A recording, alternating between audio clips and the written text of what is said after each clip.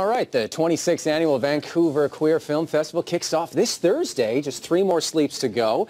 It's going to feature over 80 films from 11 different countries. And here to preview some of the notable movies you should be checking out this year is Out on Screen's Executive Director, Drew Dennis. Welcome back to CTV Morning Live. So you seem pretty pumped? Yeah, excited? ready to roll. Good stuff. And so it's into its 26th year. It's been 26 years. Tell us, just start off, tell us, what does this mean for the city of Vancouver to have this event here every year? Yeah, for sure. Well, it has been. It's been remarkable that this festival's been going for 26 years strong now. And for many of us growing up as lesbian, gay, bisexual, or trans, you know, we're sort of fed one story, one narrative. And really what the festival offers us is an opportunity to hear alternatives to that narrative, to celebrate the lives and experiences of lesbian, gay, bisexual, and trans people. But, you know, really it's a festival for anyone who's looking for an alternative to the summer Hollywood blockbuster. This festival provides many different experiences, and it's a lot of fun. And there's some good movies. There are some great movies that we have this year lined up and ready to go. So what should people go check out? What do we got? First up here is Appropriate Behaviour. Yeah, Tell us about that one. Yeah, we're really excited. Desiree Akhavan, the filmmaker of this film, she made a big splash in Sundance earlier this year.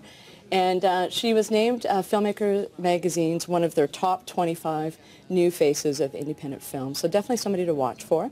The film itself, she stars, she plays the lead character, Sharon, Persian American lesbian who has just been dumped by her girlfriend.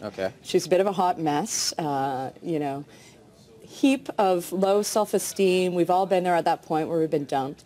And the movie follows her getting back out there, back out into the dating world, and follows her misadventures in dating. It's a really fun romp of a film. I might have snorted a couple of times. I laughed so hard watching so it's that a film. good comedy. So definitely, it's a laugher. One to enjoy. Like the title of this next one, Drunktown's Finest. Drunktown's Finest. What's that all about? Well, another great female director that we have coming into the festival this year is Sydney Freeland.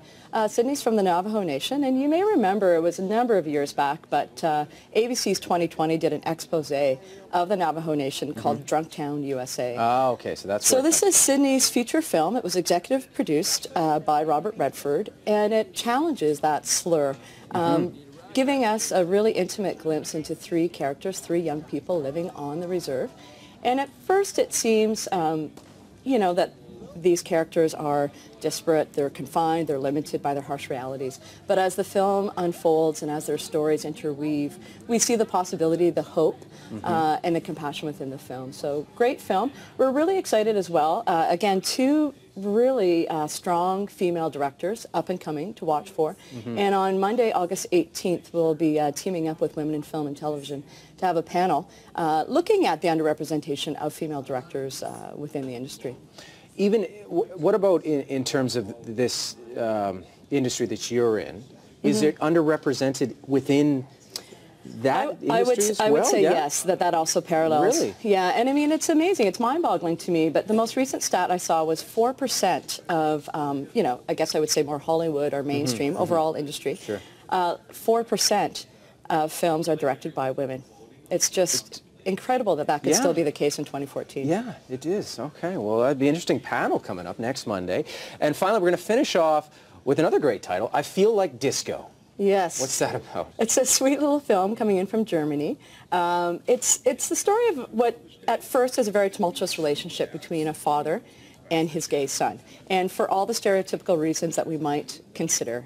Macho father, a son who is horrible in sports and loves disco. Okay. But as the film unfolds, again, we see the 2 come to terms with each other and build towards acceptance. And, you know, here in Vancouver, of course, I would hope that we've reached a place where for parents, it's not so much an issue accepting their gay and lesbian child, but what we have seen here in Vancouver and elsewhere is more challenges around how do you support a kid who might be trans or a kid who might not fit into binary gender norms. So really excited. After the film, I Feel Like Disco, we're partnering with UBC. Stephen Quinn is moderating a panel discussion with parents. So it's a real opportunity to have conversations, inviting parents into the room about how do you support your kid if they're gay, lesbian, trans. And part of the panel is Michelle Wilson. People may be familiar with her story. The Wilsons, Tracy Wilson started to define herself as a girl around the age of 6, and the Wilson family recently motivated the Vancouver Catholic schools to adopt a gender identity policy. So Michelle Wilson will be featured on that panel. It's certainly something that people are talking more and more about these days, for sure. Absolutely. So we've heard 3 great film recommendations: Appropriate Behaviour, Drunktown's Finest, I Feel Like Disco. If people want tickets, want to get in on this, where's the best place to go? queerfilmfestival.ca. That's queerfilmfestival.ca. Yep. Or if you're following us on social media, at queerfilmfest or hashtag Festies 2014. Festies. Festies 2014. Okay, good stuff. Thanks, Drew. Now, for more information on all this, you can check out those websites. So also take a look at our website, ctvmorninglive.ca.